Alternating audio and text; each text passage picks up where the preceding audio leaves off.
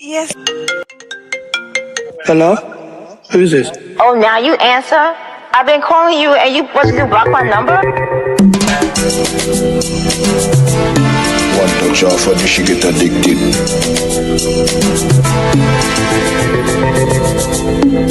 Twisted, gifted. One touch off and she get addicted. Tell me where you are, tell me where you are. How where you are, sir? How where you are? Twisted, gifted. One touch off and she get addicted. Tell me where you are, tell me where you are. How where you are, sir? Letters of the alphabet, which one X put add pan the thing? Y'all want swing pan, like she name chain, but me not Tarzan. Bones, y'all galang. Me never tell you me not happy in my life. You want to run me down and cause me a strife. You have your man at home, I want to play. I know me make you miserable in your life. Cussing and fighting, that could. The art of songwriting, producing, and to be able to complete an exceptional music piece of art is vital to every musician. And end product that formulates the right songs for a musician and that are of original content and structure can be a struggle in today's market. Of course, it is songwriting in itself is a craft, and that is of substance. And when done exceptionally well, affords the musician the ability to perform his or her material on numerous stages, where songs have the power to inspire, unite, and comfort a person. Unlike any other form of media, Sir Nyles' catalog displays numerous eclectic content that exudes his passion. Lists of humanitarian audio and video recordings made to motivate and uplift individuals. Today, we will delve into the intriguing world of Sir Nyles' career, the highs and lows, from inception to current production releases, the struggle to maintain his musical craft within the ever-changing music industry, and as well highlighting his music catalog. Welcome, Sir Nyles. Hi, everyone. Hi, how are you? I'm good. And you? I'm doing well. Welcome to the MCA series. Of course, I had an opportunity to, give our audience a little bit of information as it pertains to yourself as a music producer and an artist as well. And out the gate, we had an opportunity to, initiate one of your tracks as well. Throughout our interview today, we will tap into a few of your recordings as well as, just to get acclimated, the audience to get acclimated with what you have going on as well and to hear more of your craft. So, first and foremost, starting off as well, talk to me about the name, Sir Nyles. Oh, Sir Nyles came about because a friend of mine, a female friend, we were friends with her friends, and it was a whole lot of stuff going on, and she was like, "Oh man, you're not just Nyles, you have to put a Sir on your name because I don't know what it is about you that my friend sees, So, so I have to put a title on your name." So I got stuck with the Sir on my name. So I decided to use it as my artist name, which my given name is actually Nyles. So okay. I registered to it and I registered that as my artist name. So henceforth, that's what I'm using, from then till now. Okay. I think it's very unique as well. There are so many artists named to go around as well, especially when it comes to Jamaicans. We have various persons across the aisle that it seems is so interesting in terms of, the artist name. How did they come about with the name and how does it apply to their craft? So yeah, I'm loving this, Sir Nyles. It's very unique as well. So your given name is Nyles Hall? Yes, it is. Okay, and so Sir Nyles played. Love it as well. Let's talk about a younger Sir Nyles. Before we got into music, outside of music, what are yours? My hobbies was actually it was actually music, So it was like more dancing and more singing and writing from a creative perspective, but not on a level where I used to perform. But as I got older, I started writing more and being around a lot of artists and musicians. I got into the that side of the production, learning it and knowing more about it. So as when I got older, I decided to take it upon myself from what I've learned from being around musicians and other artists to do my stuff on a professional level. From what I've known then to what I know now, I collaborated in both sides of the coins together and I started doing my own thing. So it's safe to say that you started dancing? Yes, I started dancing. That's how I started. I was a dancer long before a lot of people. I know a lot of people in that, you know what I mean, from that era. Oh, wow. Yeah. That's very nice. I would love to see like Sir Nyles dance, you know? A Sir Nyles dance. Yes. That would be awesome. Not sure if my bones still can move, you know? Well, I tell you that it's like saying once a dancer, always a dancer. You still got the moves. Trust me, I know you do. So at what age did you say to yourself, you know what? I'm outside of this dancing thing, I'm doing music. Music is my calling. I think when I was still going to high school, that's in the 80s. I'm not quite sure of the dates. Yeah. But I started writing. I discovered my writing skill when I was going to high school in Trenchtown. My high school name is Charlie Smith Comprehensive. That's high school I used to attend. And my form teacher was a creative dancer. And we had a session they call speech and drama. That's where I discovered my writing talent. And we started writing poetry and expressing ourselves. We have to write our own poetry and get up in front of the class and recite what we've done. And we also have competition. So we grew we got better as time goes by. And then being into music, dancing and stuff, started getting into rapping in that early age. So that's where I wanted to be. Instead of being a DJ, like a local dancehall DJ, I wanted to do something different. So I built on that craft and I got better and better. And I used to have my little crew called the Yardie Boys crew and with a couple of friends. So we was doing something different in the neighborhood from a lot of other people. So then there had other crews wanted to do the same thing, but we were so advanced than them. So we used to go around and challenge these other guys, you know what I mean? And these guys was like, you guys are so good. So we started getting notoriety by local musicians and players of instruments and band members. So we started hanging with these people. And we started doing local shows in the community. And rap back then, nobody, like, they look onto it like, okay, it's different, but how serious are these guys? We were very serious. So people had to pay us attention because they're like, these guys are serious with what they're doing. So then we started, you know what I mean, from one place to the next. And we grow as we go along. So I started having a big, huge following after that. So we were like from Trenchtown neighborhood, what they call jungle, to uptown. We used to dance in the clubs in Hot Tracks and all these other places, you know. And I was dubbed, because I was doing that rap thing, I was dubbed the Jamaican Slick Rick. Because I used to have that eye patch on, and people like, damn, you're like Slick Rick. So they used to call me Slick back then. So then my crew now, so they used to have this this talent show at, what they call that place again, out by Ferry. They used to have this dance talent show with rap music and all the stuff that Linval Thompson used to put on. Teen Splash, that's what the name of it was. So crew went there and we was in the contest with some other groups, and there was this other guy called MC Smash and DJ Fresh.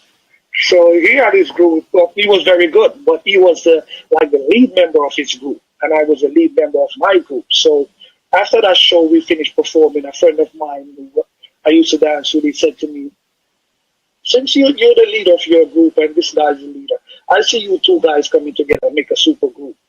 And we were there chatting about it, two groups, and we agreed. And we started, communicating with each other and stuff. And we decided we're going to do a group effort with just me and this guy, and we call that group Back to the Bone.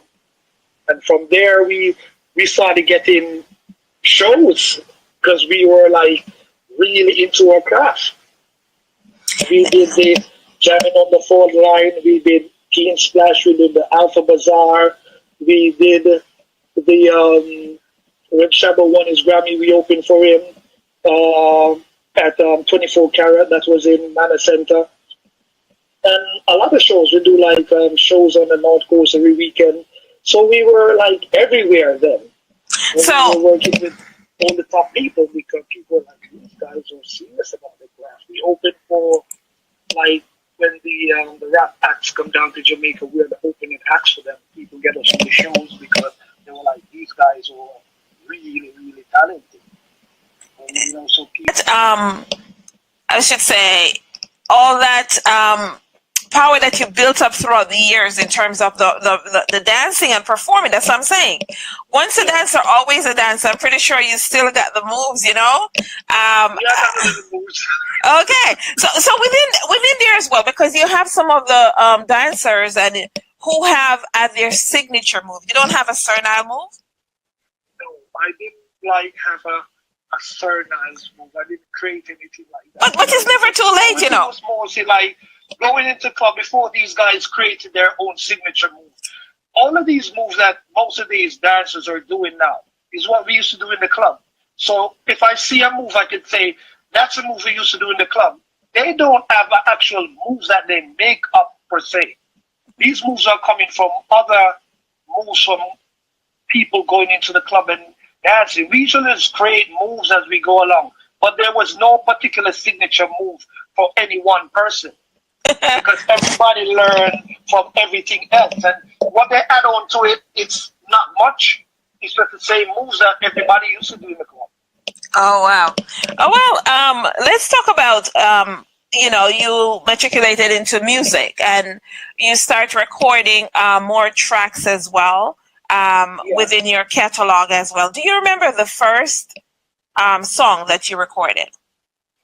The first song I actually recorded was, I was working with, I think it was Rupert Bent, the third. His father is that classical music player. Rupert Bent is junior. So we started working with him in Stone Hill at his own studio, me and my second from my group. And we were doing some recordings to be presented to some labels. So we started putting stuff together. I met up then with Don Youth. He was there at that time. So we did some collaboration with Don Youth. And also Fahrenheit, and a couple of more people. That was one of our first recording we were trying to get a label. And from then, we started working with Michael Spence from OT4, who's a very good friend, became a very good friend. We started doing a lot more efforts with him to get... We were basically shopping for record labels. You know what I mean? To get a deal with record labels. So most of our efforts were actually trying to get a deal from overseas companies. And, okay. We worked with a couple more people. We worked with Lang from Bobsy, Grange, and a lot of other people. Nameless, countless amount of people. I can't even remember. Okay. Well, you spoke about Don Youth, and I'm going to take a break and listen to this track, play this track for our listeners, and we'll be right back with more Sir Nyles. So go nowhere. Beer trap them setting up. Watch out. Don Youth, Sir Nyles.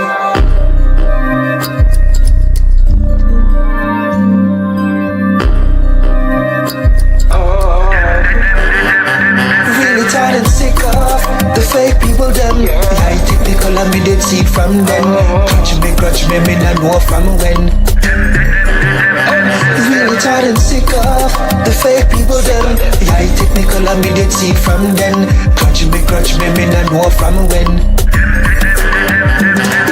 The faker that my girlfriend make up. Me see the silicone them a shake up. Pies and cake them a bake up. But me done pick the rake up. Can't trick me with locks and tape up. Me no textiling and bait up. Me no matter about the guns where you take up. Are you bust the can make it flake up. Chopper set, Jaja nah fail me. Now make the pagans nail me to the dirty old nasty cross. Sick of them, me have to cut them off. Really tired and sick of the fake people them. Yeah, technical and me did see it from them. Grudge me not know from when.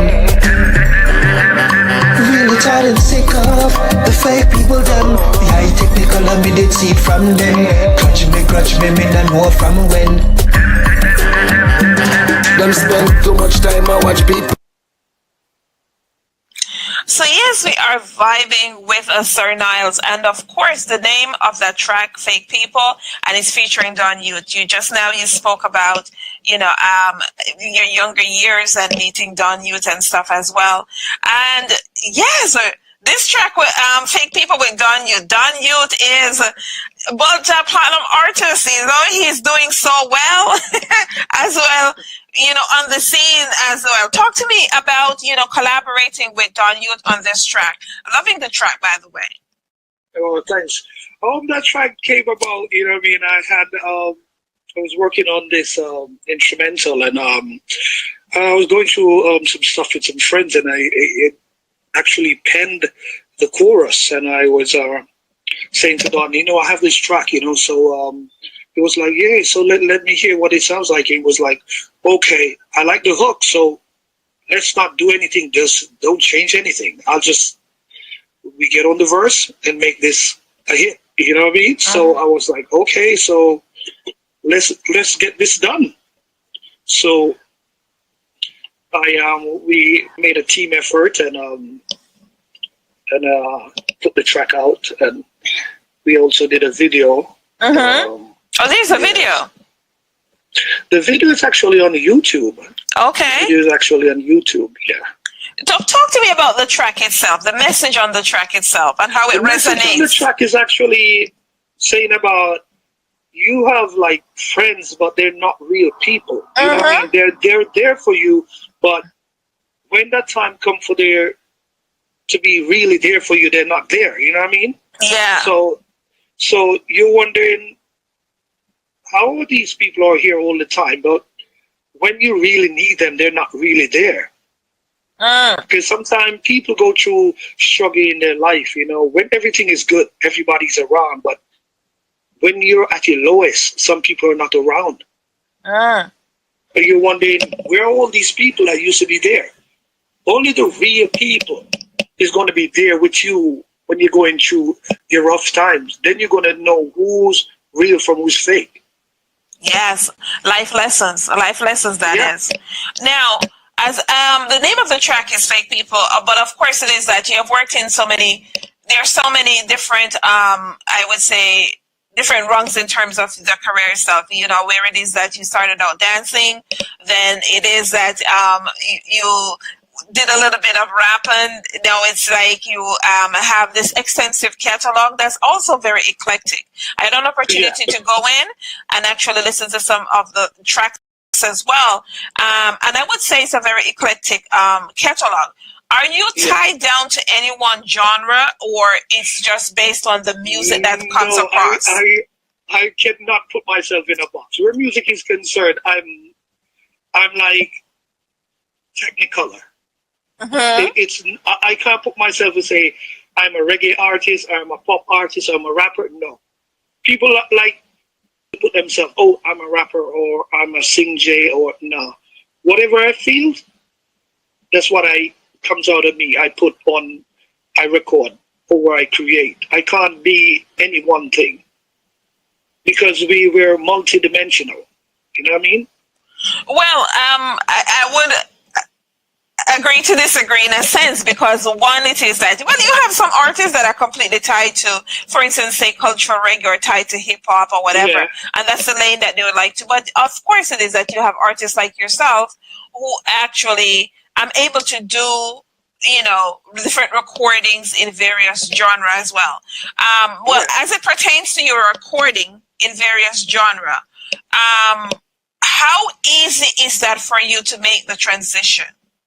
It's very easy because from an early age, I've been listening to all kinds of music. I was growing up in a neighborhood where it's predominantly dancehall, reggae.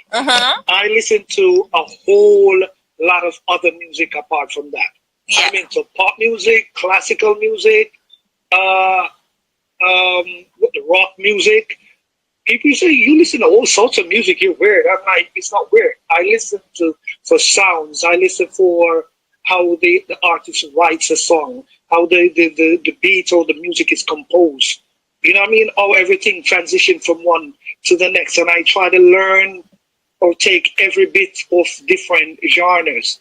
You know what I mean? I learn all of that. So in my music, you'll probably hear different sounds. So you're like, okay, I see where it's coming from. That's how I learn. And it shows in my music. Because I listen to dancehall, I listen to reggae music, I listen to pop, everything.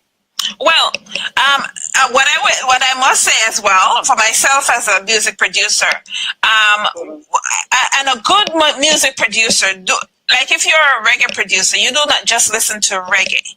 You listen to jazz, you listen to rap, you listen to different parts of the music, because it actually teaches you things that you might not have discovered within your own reggae productions. And it also, you're able to hear other, you know, tones and effects and all of the other things that happens within all the other genre as well. And as well, it's part of elevating the culture and taking it out, you know, a little bit, where it is that some people may say to themselves, you know, cultural reggae is whatever it is, but as we come into new age and we come into new things that happen within the industry, there are certain avenues to explore as well, from listening to other genre of music as well. Now, you've said quite a few genres as well, but let's talk, for instance, as it pertains to, like, say, the rap and hip hop. You have actually had recordings in rap and hip hop as well? Yes, I think I made a group effort long after my group was no longer actually existent, because the other part of my other team member had left to live in America. Then I was still in Jamaica, so we couldn't get to continue what we were doing. So, but then after many years, and I came here to live, and I started doing my production work. I made a track, and we because we still keep in touch. And I said to him, I have something here. Let's do a group effort, because people still ask about us, you know what I mean, what happened. So let us do something and put it out there. So I did a track called, what's the name of that track again? Dem Boy. That's why we even call that track, and I put it out. So the group name was Bad to the Bone. It still is, you know what I mean? We still collaborate every now and then, you know, when he's in the mood to get in the studio, when we get to that level. As we talk about the recording of that track itself, who would you say, as we're going to making music, of course it is, some of the influences lie within that same genre. As it pertains to your production and your writing in terms of the rap side of music, who would you say are the influences, or any influence that influence your writing and production? It's like actually a lot of people listen to no one particular person, like you know what I mean. But what when I was going to high school, all the rap I used to listen, but there's one particular rapper that had his style was so different, and that kind of reminds me of how I write. It's like a storytelling kind of thing. So it was like Slick Rick and the Dana Dane and the other people, like saying something story, KRS-One, the Boogie Down Production, the LL Cool J, Shined, and to name a few, you know. It's a whole, I listen like everything there is. Wow. So you're influenced by, you know, the variations of music, not just by the genre itself. Yeah. Okay. All right. Well, sit tight. We're going to take a listen to one of your other tracks, and we'll come back with a few more questions. Start Nyles with the thing called spell. Watch your now star. I want you wicked.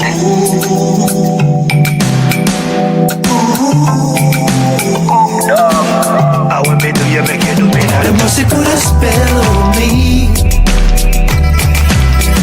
That's why them gyal not let go. I will be do you make you do me now. They must have put a spell on me. That's why them gyal not let go. I will be do you make you do me now. Born with the gift of pure magnetism. Me hear the calling, but me father say no answer them 10, 11, 12, 13. Big woman want rape like a boy, what that mean? Didn't understand it, I saw them must plan it. Gifting on me and wave the one, god damn it. Steady, no panic, she love the way me panic. She run go buy a ring, she want me husband it. Ooh, this place I'm in, god damn it. Ooh, this place I'm in, a which planet? Ooh, this place I'm in. Ooh, she get a friend of mine. They must have put a spell on me. That's why them gyal not let go. I want me do you make you do me now. They must have put a spell on me. That's why them gyal not let go. I want me do you make you do me now. The one I gonna see like Bobby Shafter. Lick about me tala, ooh, talawa. Lead out my youth because you no follow rap. See the sugar, suck me ya. Blessing her a curse, put a spell in a the verse. Hypnotic waistline, she want to be my nightmare. Yes. Of course, the name of the track is Spell. You put a spell on me. Well, boy, I tell you, you know, within the interview itself, as I'm saying, it's a very eclectic mix of tracks as well, and it gives you the different the variations that you're able to tap into as well. But talk to me about the track itself. What inspired the writing on this track? On that track, I'm actually thinking about like sometimes we're born with gifts and we're not even knowing that we were born with gifts. So as you get older and you tap into yourself and you know what I mean, you start recognizing who you really are if you have the time to do that. You know what I mean? And then so from that track is actually talking about myself. You know, growing up and recognizing signs and stuff like that for who I am and the effects of having certain gifts. It's a funny track, but you know, it's just like that's how I express who I am.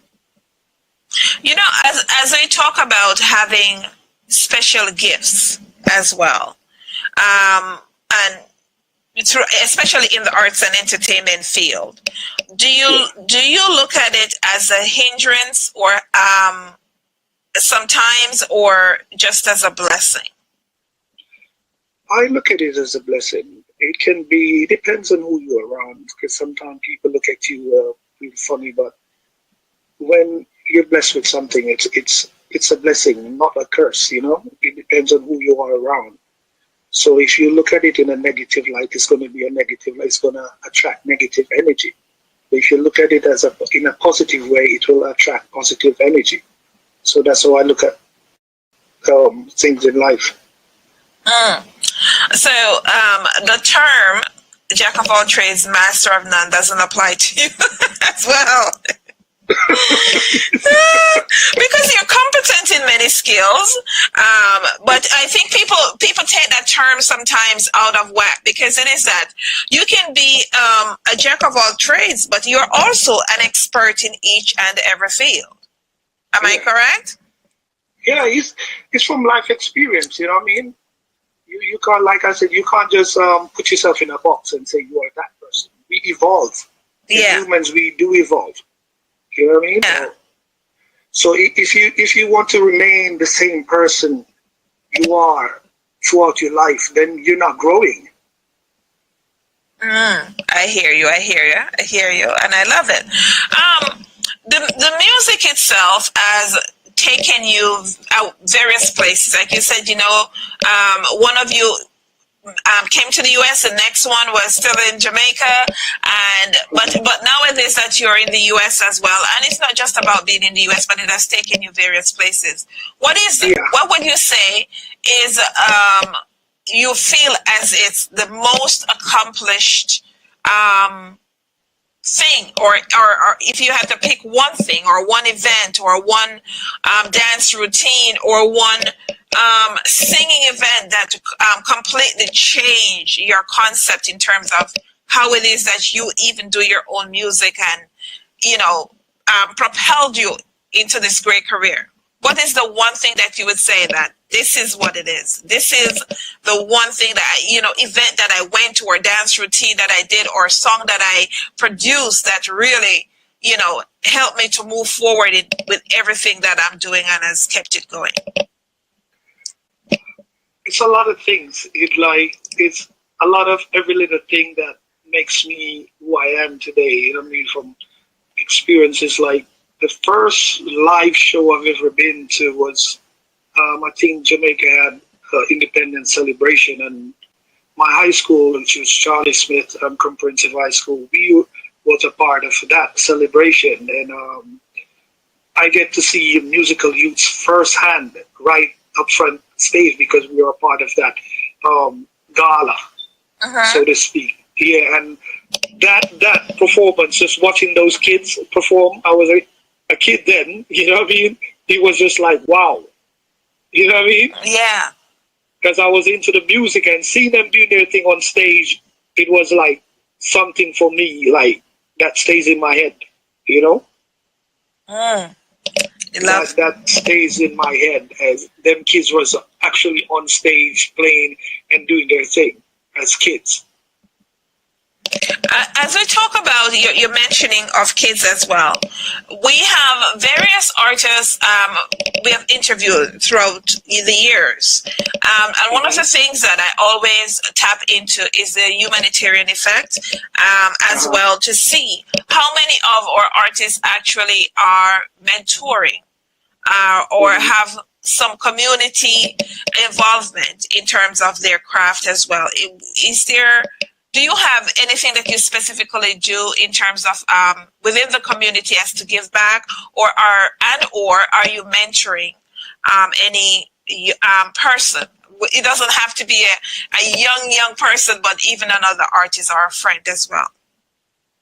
Yeah, I actually mentor a lot of upcoming artists. Like, have a few artists from Africa, Ghana, and Nigeria, and some in Jamaica who are now here, that I actually teach them the business of music, not just for them to write and have them go in the studio to record a track. I actually teach them the business.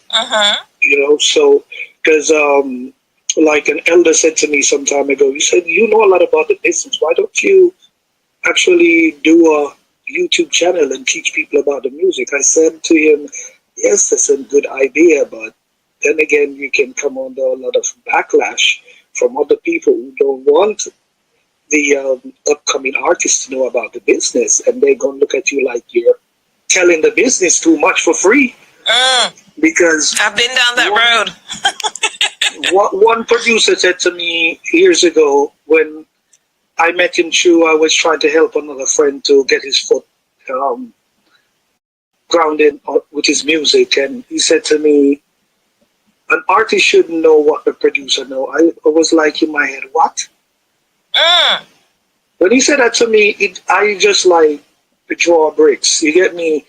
In my mind, I'm like, I'm an artist and I'm a producer. So what is he saying? That's why back then, I guess, a lot of entertainers back then wasn't taught the business of music. And it's something for every artist to know.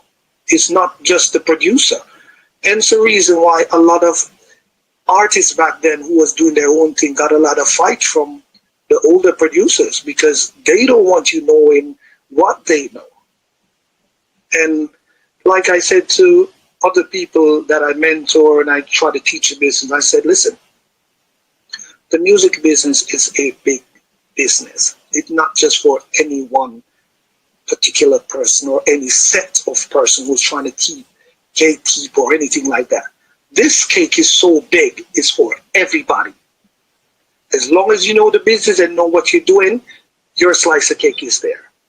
And a lot of older artists have good music, hit music, and they're broke. Why are they broke? They wasn't being signed up to any what do you call it? No, any PRO, performing rights organization. And all we know, their name is on a 45 or a special saying they're the artist. But who's the writer? Who gets credit as a writer? Who's the composer? You know what I mean? What do you get?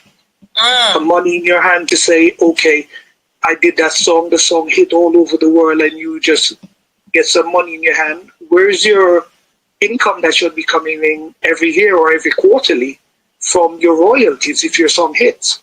So that's what I teach the young artists that I work with. Awesome. You know, as within this interview itself, it is that I applaud you in terms of working with and teaching other artists the business as well, because each one teach one. And the more the industries tend to become more stronger, and for artists to get exactly what they're due as well, and to have more respect for what they do, because I find that in the music industry itself, there are persons who are just doing music just to do it, and by all means, it's art and it's music and it's fun. And you know, this is the way I put it. I always say that there are levels to the music itself. So I do not bash anyone because it is that they may make a record and it is not up to par, or it, you know, because it's part of learning, and that's what art is about. But as they talk about demystifying the old saying, "Jack of all trades," and all of that, we have now come full scale in an industry that has shown to value persons with diverse skills as well, and as they contribute to the multiple areas, to become versatile asset to any team or organization as well. So, you know, even for yourself as a producer and as an artist as well, I'm pretty sure that comes in very handy as well. But as we talk about, you know, the phrase itself and the vast amount of things that you're able to do with and give back as well to community, give back as well to the various artists. There's a broad knowledge that comes along with all of this. Of course, there's shared interest and there are passions as well. But is there any one thing that you would say that, firstly, you know, for yourself, it's like, okay, you produce, you're an artist, you dance, and you do that, all of this. But is there any one thing from that umbrella that you would say, this is first and foremost? Everything else is a ricochet from this one thing, but this is who I am firstly. I actually can't put my finger on it. Like, it's because I have so much knowledge and whatever I've experienced in the business, and you know, I mean, known and going to these seminars and knowing stuff. It's just like whatever comes to my mind, I create and, you know, put out there. If I feel like I want to collaborate with an artist somewhere else in the world, I shot them an email or something, and we just like work. Because to me, it's like I'm trying to be this star or anything. I just like to create. It's more for me. It's about the creativity of working with different people and see the outcome. So do you think you're a producer first before an artist, or everything goes back to the producer aspect? Or is it the artist aspect? I think it's more of an artist aspect. Okay. But everything else comes with that. Yes. Yeah. Okay. Now, you have been residing in the U.S., and you have made your productions within the U.S. Do you have like an international audience within Jamaica that actually resonates with your music? Not quite sure, but I try to get my music everywhere. Not quite sure how vast my audience is in Jamaica, because my music is somewhat different, so to speak. So most people is into dancehall. Everybody have their different kinds of music that they like. So I just like, I put my music out there, I get it advertised, you know what I mean? Whatever fans like it, they like it. You know what I mean? I don't like force anything on anyone. Okay. As we talk about, one of the tracks, or the track that you're going to head out with, is Coconut Man. So I think it has some, Jamaican or West Indian familiarity. Yes. It has a more Caribbean feel to it. But the actual idea came from living in Jamaica then, and used to see the Coconut Man passing in the city with this coconut cart. And, you know what I mean? So that part came along. But the actual idea came when I was living here, and I was at work, and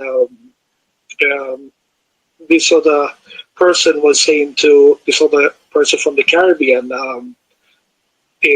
calling him a Coconut Man. So I was laughing because Caribbean people who came here in the early years of their life was called coconut, because one of the reasons, because they have more than one job. So I guess the Black Americans would call them coconut, and other people call them coconut because they say they're tough because they have more than one job.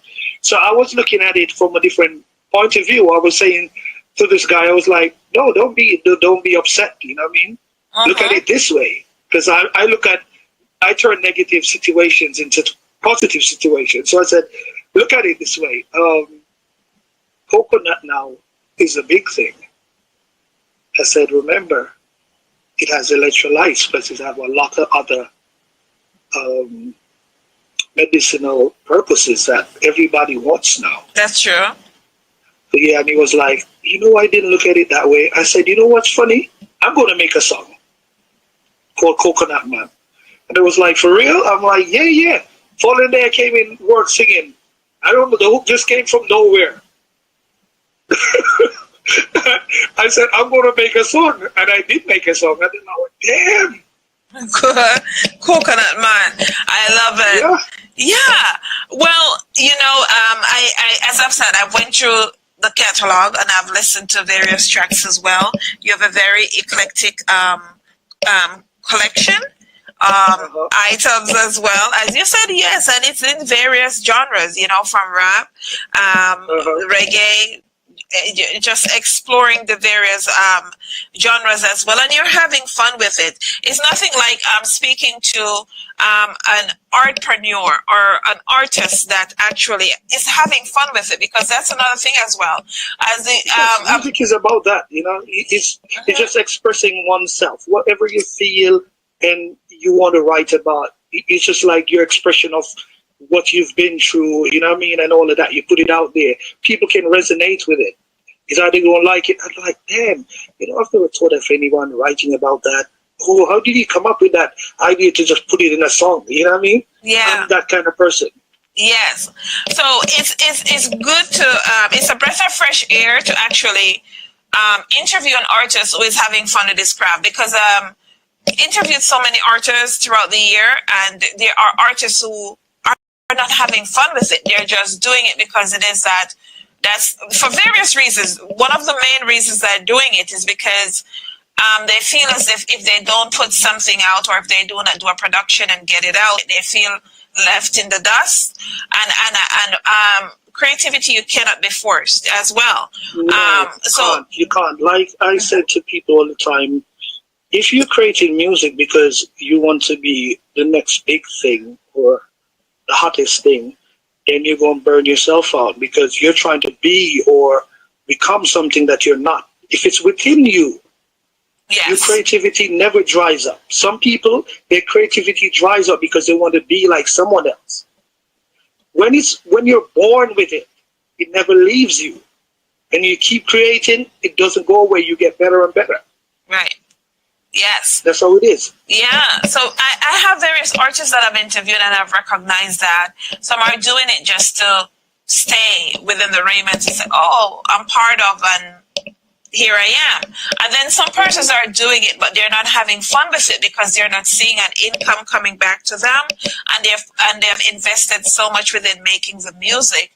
And it's kind of depressing that you make music and then you cannot even get they're artists that are not even getting 1/10 of what it is that they have invested within it as well. So it's very good to interview someone that I can hear that, the expression within your responses that, it's not because I'm well off that I'm going to go sit in a studio and do this. I'm doing this because of the love of the art. Yeah, everything takes money, but I think what a lot of artists is doing, I think they're investing the money in the wrong place, Sometimes they invest in the money in the wrong places. That too.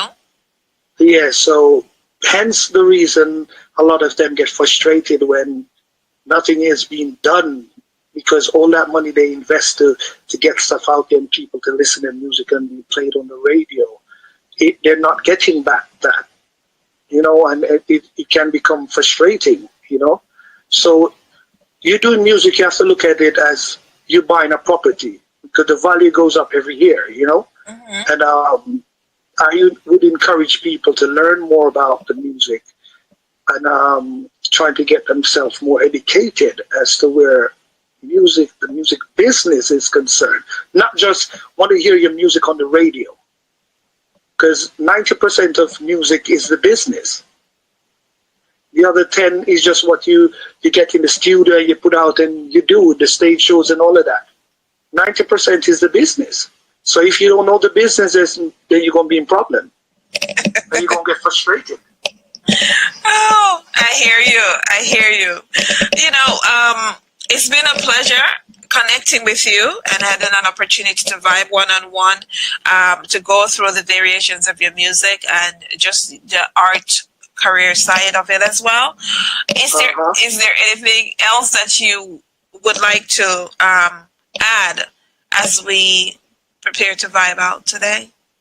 I would like to, my thing is, like an elder said to me some time ago, I think I should be teaching the business of music to people who really seriously wants to know what the business is and what their next step is. And even the older artists who have not getting their share of the pie that they should receive. Because it's like they're what do you call it now, royalty banks with millions of dollars, unclaimed royalties that people don't claim. And a lot of artists don't know about that. Right. Yeah, there's money there for them, but because they weren't properly documented, they can't claim it. Yeah, knowledge is power, especially within the music business itself.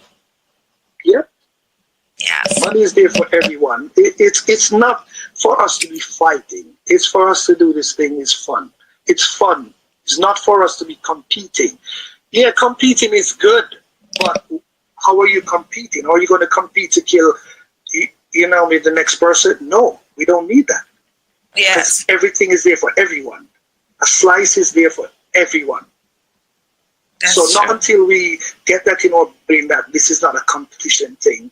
It's about making the music and everybody live. And because we're not taking anything with us. What are we taking with us? We came with nothing and we're leaving with nothing. So enjoy your time here and live good with everybody. You know what I mean? That's right. Yeah. That is not that you're going to have a few hiccups along the way, because nothing in life is smooth. And people might hear me sitting on this end of the line talking like everything is hunky-dory or everything is good. No, I've been there. I've been through the rough life. I know what it is. You know what I mean? So it's your willpower to make it out of a situation that you're in and to get to a next level. Like I said, If you think you're going to put yourself in a box, then you're not evolving. You have to evolve. And that's how you get out of situations. Yes. It's your mindset. Bob said it the best for emancipate yourself from mental slavery. It's not a joke thing. It's a reality. That's true. That's true. We appreciate you. I appreciate you coming through and voicing your opinions, as well as giving us your input on various subjects, as well as learning so much more about you. So for persons who, would be listening to Sir Nyles and learning more about you. So many times, we see various artists across the social platform and wonder what makes them tick and what it is that they do. On that note as well, if you can, leave your social media handles with the listening audience. Yeah, for Instagram, it's Sir Nyles on Instagram, and for Facebook, it's Sir Nyles also, and all the other handles, it's Sir Nyles there, and Spotify, Apple Music, iTunes, Deezer, YouTube, it's Sir Nyles. Love it, love it. We're going to vibe out with Coconut Man. Is there anything that you love for the listening audience to know about Coconut Man before we go? Well, Coconut Man, it has two meanings, So I would love for this song to get in a commercial. Anyone from any of those commercial that sells coconut water, they can reach out to me. Let's get this song in a commercial to advertise it some more. All right, Coconut Man. Hey, Coconut Man. I want some of that just to electrolyte my body right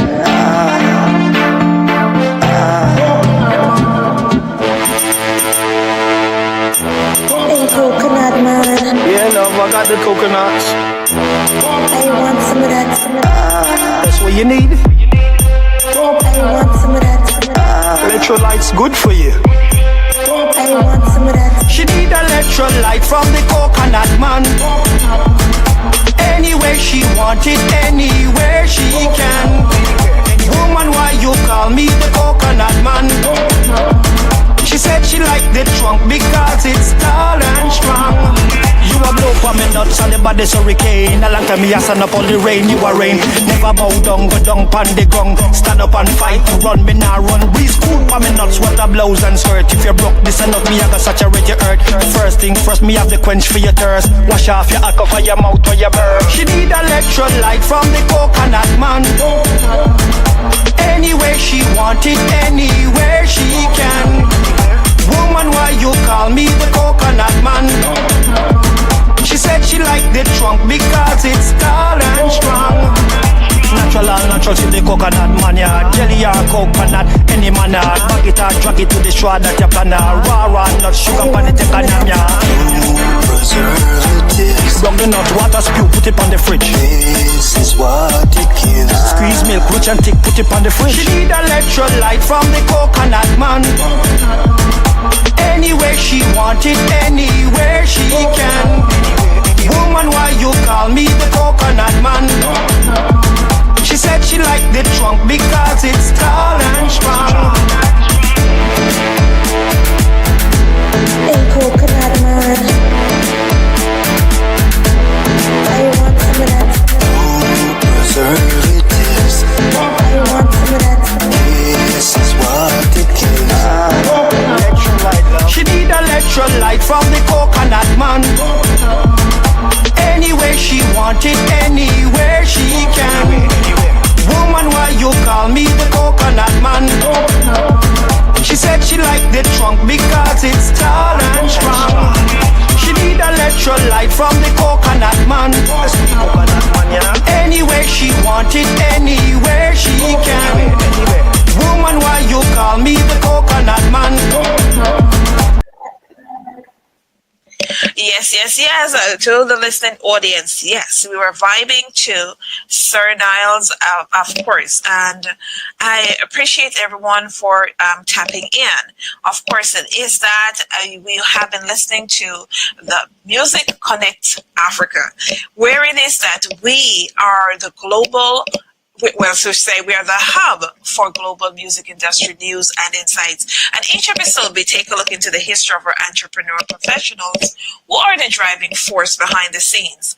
And we interview persons within the music, arts, and entertainment industry. And so we've just recently completed our interview with Jamaica's music producer, reggae singer. I shouldn't say reggae singer. Now it is that we could change that because recognizing that he has a very eclectic catalog as well. And so very versatile Sir Nyles as well, okay, who he has delved into various parts of the industry, is songwriting, producing, art as a dancer and singing as well. Well, as I said before, the art of songwriting and producing is to be able to complete an exceptional music, a piece of art that is vital to every musician. And of course, an end product that formulates the right songs, not just for the musician himself, but for the world at large. And that is of original content and structure that can, of course, it could be a struggle in today's market, but to see any artist who is able to produce music and put out there today, we got to give kudos because it's not a very easy market itself. Of course, songwriting in itself is a craft and is of substance, and when done exceptionally well, affords the musician the ability to perform on numerous stages. And it's not just about performing on stage, but also creating something that other persons can listen to. So where songs have been known to inspire, unite, and comfort other persons as any other type of media, when you listen to Sir Nyles' catalog, it displays a very eclectic content that exudes his passion for the music industry itself, and as well video recordings. For instance, Fake People. You guys can check out his video collections across YouTube as well, where you can find various video recordings, which is made to motivate and uplift individuals as well. Of course, it is that wearing a lot of hats within the industry at times as well can, put you in a certain light as, persons think that you're doing too much. However, it is that we are seeing an industry that are valuing persons for the diverse skill sets that they have brought forward and the multiple areas and the versatile asset that they can bring to a team or organization as well. Just think about the numerous things that he's able to do, from the dancing to the songwriting, producing, and also being an artist as well. And each one complements each other as well. So I would say to each and every one that will listen to this interview and that is out there and have your skills, that you bring to the table broad knowledge that can be used to describe just the amount of numerous interests and passions you have for the industry. Again, this has been Sir Nyles, and we are going to vibe out again with the continuation of Coconut Man. And each and every Coconut Man.